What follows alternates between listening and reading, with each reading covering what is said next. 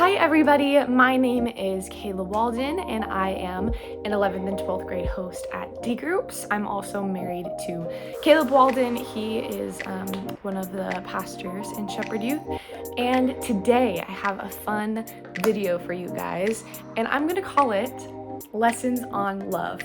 And it's kind of Valentine's Day themed. We're gonna be walking through 1 Corinthians 13, and I'm just gonna kind of share some thoughts with you guys. So let's go into 1 Corinthians 13. So first I'll read it. It says, "Love is patient, love is kind. It does not envy, it does not boast, it is not proud. It does not dishonor others, it is not self-seeking, it is not easily angered.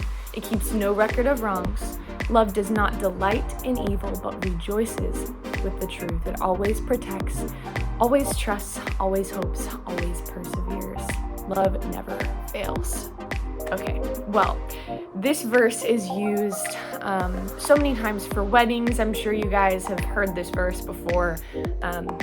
But basically, I think this verse is incredible because, one, it teaches us the love of God. And the cool thing about the love of God is there's nothing we have to do to earn his love. This is just how he loves us, plain and simple.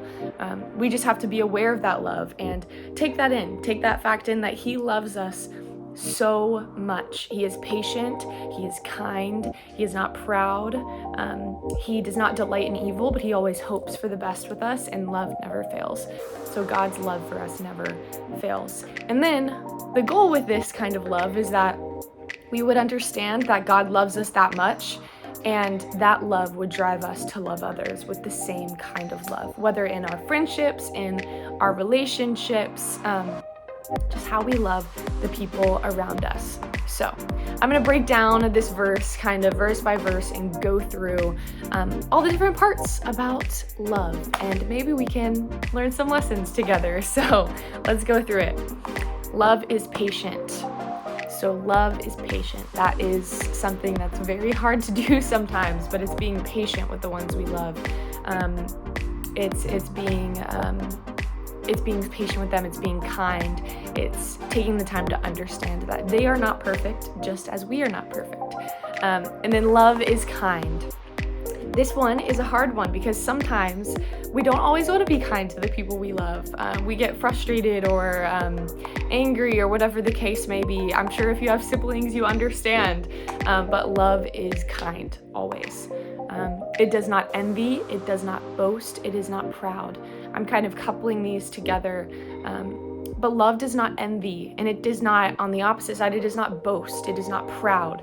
So when you love someone, you're not jealous of them, you're not envious of things that they have, which means you're wanting things that they have, or you're wanting different positions in life they may have, whatever the case. And then it does not boast, and it is not proud. So you're not coming from a place that isn't humility. So making sure that we're keeping humility in everything we do, and we are not proud. Then it does not dishonor others. It is not self-seeking. It is not easily angered. These are some tricky ones. So not dishonoring others is you would never do anything to put them in a place of hurt or disrespect or whatever the case may be. We would never want to do something to them that would hurt them. So we're not dishonoring them, and we're not talking bad about them. Dishonoring can kind of mean this like slander, gossip, talking badly about the person behind their back.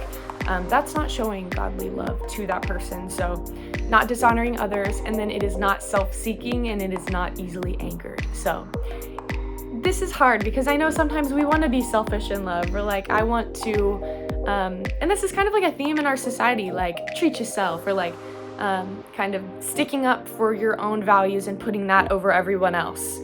And yes, you should love and respect yourself, but you should also love others with a humility and a selflessness, not a selfishness. So it is not self-seeking. And then it is not easily angered.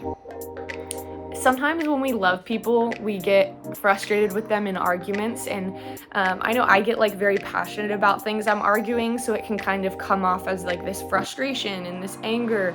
And love is not easily angered. Love is not easily frustrated. It is not easily anxious. It's calming down, taking a step back, and not treating that other person with the anger that you may have pent up inside, or reflecting that onto them. And then it keeps no record of wrongs. Who likes to point the finger in arguments or say, I told you so? Oh, wait. Yeah, we've all been there. But love keeps no record of wrong. So it doesn't mean you bring up something that person did to hurt you. Like, oh, I remember when you hurt me a couple months ago, you said this and that was so mean. It's forgiving and moving on. And this can be really hard sometimes, to keep no record of wrong. I know, like, I have people in my life before that have hurt me, and to keep no record of wrong means to forgive them and move on from what happened. And sometimes that can be kind of hard, but love keeps no record of wrong. And then love does not delight in evil, but rejoices with the truth. So when something bad happens to someone, even if there's somebody that you don't necessarily like, we should still treat them with love and not delight when something wrong happens or something bad, or they get in trouble or whatever the case may be. Love does not delight in that. But instead rejoices with the truth and hopes for the best for people and prays for the best for people. And this can be a hard one to do when it's somebody that you don't necessarily have a good relationship with or like, but we're still called to treat them with love. So it always protects, always trusts, always hopes, always perseveres. Love never fails. I love this part because this is I see God in this part of the verse so much, because he always protects us, he always trusts us, he always hopes, he always perseveres, and he never fails us. And that's the kind of love that makes me want to go love others with that. Like, I get to experience this kind of love now. Can I show that with the people around me? Can I show that with the people I'm in relationship with, that I'm friends with, that know that I'm a Christian? Can I show this to them so they're experiencing that?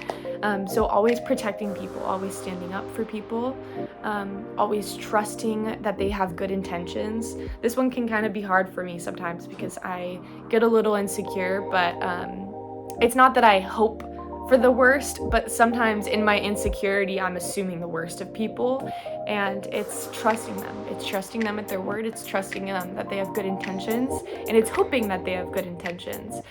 So love always protects, always trusts, always hopes, always perseveres. Love never fails. Love will never fail you. God's love will never fail you. And because we have that love from God, let's be aware of it and show it to other people.